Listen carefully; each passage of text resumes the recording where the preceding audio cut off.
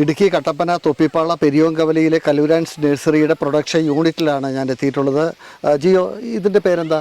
ഇത് ക്യാറ്റ്സ് ക്ലോ എന്നാണ് പറയുക. പൂച്ചയുടെ നഖം, അതാണ് ശരിക്കും പറഞ്ഞാൽ ഉദ്ദേശിക്കുന്നത്. ക്യാറ്റ്സ് ക്ലോ, പൂച്ചയുടെ ക്ലോ, നഖം. അതുപോലാണ് ഇതിൻ്റെ ഈ സംഭവം ഇരിക്കുന്നത്.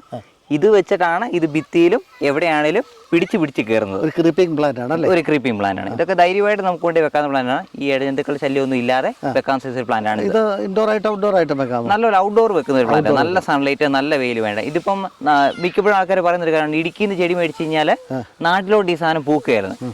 എന്നാൽ ഇത് നാട്ടിൽ നിന്ന് കൊണ്ടുവന്നൊരു ചെടി തന്നെയാണ്. അപ്പോൾ നല്ല വെയിലുള്ളിടത്തും നല്ല ചൂടുള്ളിടത്തും ധൈര്യമായിട്ട് കൊണ്ടുവെക്കാം. നിറച്ച് പൂ തരും. ഈ പ്ലാന്റിനൊക്കെ എന്ത് വിലയ്ക്കാണ് കൊടുക്കുക? ഇതിൻ്റെ ചെറിയ പ്ലാന്റുകളുണ്ട്. 11 കവറിൽ 3 ഓസൊക്കെ വെച്ച് കെട്ടി നല്ല സെറ്റപ്പ് ആയിട്ട് വെച്ചേക്കുന്ന പ്ലാന്റുകളുണ്ട്. അതൊക്കെ ആകുമ്പോൾ ഹോൾസെയിൽ റേറ്റ് വരിക 130 രൂപയാണ്.